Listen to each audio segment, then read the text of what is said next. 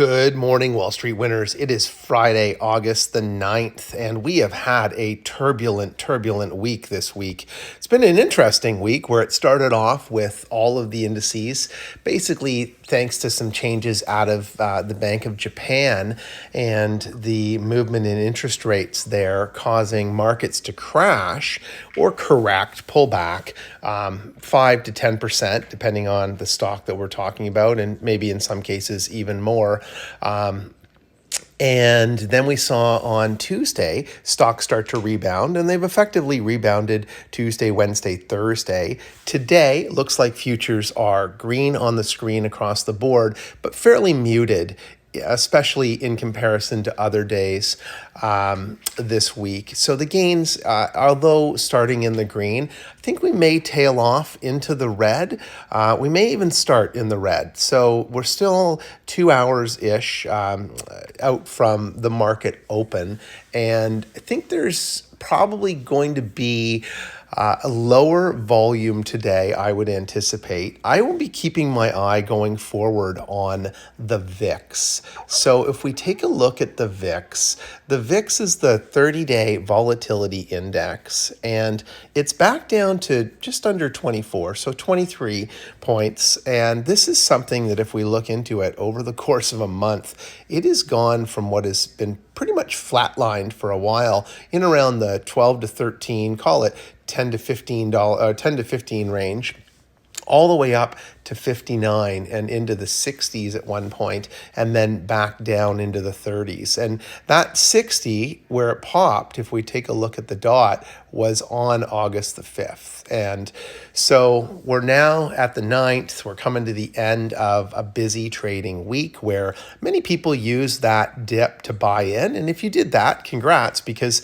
you made a great deal of money on that if you've held out and then looking to sell. I think that there's still going to be opportunities today if you do want to trade, but my trading is going to be fairly muted today. I think oil is set to be in the green and do well today, but I'd look for a bit of a pullback before I jumped in, so that I could get in at a price that I can then get out at and achieve a profit by the end of the day. Again, we don't know what's going to happen on Monday. Now, I'm not saying anything's going to happen, but we didn't know that something was going to happen this past Monday. So it's always good to have a little bit of cash on hand in the event that the markets do turn and a buying opportunity presents itself. But crude is up today. It's now above 76.50, which is a positive sign. Hopefully, we're going to see that climb to the 85 range over the next month or two, but we'll have to wait and see on that one. I thought we would have been up in the 80s by now, so it's taken a little longer. It's actually gone in the opposite direction to what I thought it was going to do in the short term. But some of our oil stocks have done better, not amazing, but they've started to certainly recover and are on an upward trend. Then we get into technology. It looks like we're going to have a positive day for a number of technology stocks, but again, we need to be selective here. And this is where, again, if we look at a buying opportunity when things are down, I think this could present itself. Currently, I really like Microsoft in the low 400s. I think there is a lot of potential for this stock to get back up to the 450, 460 range. I think if you're looking for just some positive volatility on the day, I think we're seeing a rebound, a slow rebound as we head into earnings in the next couple of weeks for NVIDIA. I think we're going to see a pop in things like ARM and NVIDIA. And I think that'll be true for other things as well, like Lam Research and Broadcom, maybe even Qualcomm. Qualcomm is more cell phones and mobile devices than it is AI processing chips in large computers or servers or desktops, but we have that. I like Meta on a pullback. If we get Meta back into the 490s, and it looks like it's off $5 right now, it's had a great run this week after a great dip and buying opportunity. I like that as a long-term hold, even over a weekend and for the next couple of months even. I think that stock is going to do very well. I put out a video on that 2 days ago talking about how I believe it is one of two stocks that will allow you to make 10% in the next 2 months. Nvidia, if that drops into the lower 100s or even into the high 90s, I think that's a buy. It's attractive at this price for sure. I think the earnings will be strong. It's just whether the momentum around it with the discussion or narrative around AI starting to fade truly holds up. So the numbers again are going to have to be outstanding, but it's very likely that they will be. I really like TSM. TSM had a great day yesterday. It looks like it's off to a great day again today. So I'll keep an eye on that one.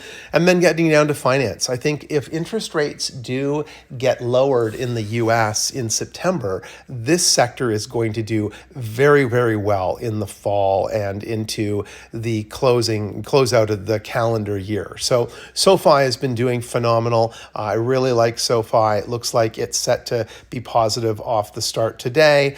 I like Raymond James as well, under 110. So this is an attractive buy. And if this were to open up a little bit in the red and we could get in at 106 or 107, I think you've got some opportunity there. JP's had a good run. I'm going to stay out of JP Morgan right now until it gets back down into the 190s, or if it gets back down into the 190s. I've been in and out of Morgan Stanley this week and have done fairly well on that. I think it's fairly priced where it is now, especially for a longer term hold, but for a day trade or a quick swing trade, I'd like to see it back in the 93s before I bought in. And I've done well in Goldman this week as well. So Goldman at 185, I think is very attractive, but I think it'll get back down into the low 480s. So I'm not going to buy it at 485, 486. I'll wait to see if that pulls back a little and see what the overall market does today. So the things that I'll be keeping an eye on before I purchase any stocks today, I'll be looking at the VIX to see what it's doing. I'll be looking at the overall average. So if it's a tech stock, the NASDAQ, and if it's a finance stock or something non-tech, I'll look at the Dow and S&P and see what they're doing. And as long as those are trending up or maintaining their momentum, then and the stock I'm looking to buy is maybe not up as much in percentage terms as some of the others, then I might take a look at acquiring some of that. So that's where we are. We've got some earnings coming out next week, but not a ton. The one to be aware of early in the week is Home Depot. So if we take a look at our events calendar, next week, Tuesday morning, Home Depot announces. And I love Home Depot. I'm a big shopper at Home Depot. I think it's a great store.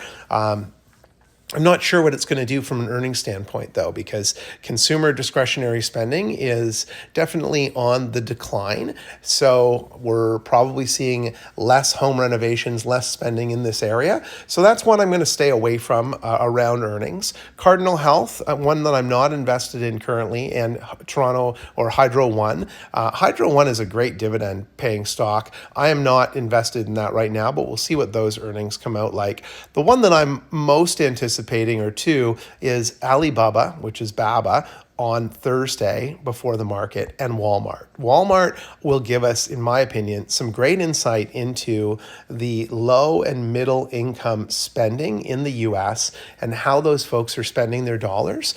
And as well, it will help show how Walmart's online e-commerce infrastructure is doing as well, because they've made some significant investments in that. And it'll be interesting to see how they're doing in comparison to the likes of Alibaba or Amazon or Temu or any of those other online e-commerce providers. So that's where we are today. Good luck in your trades. And if you're like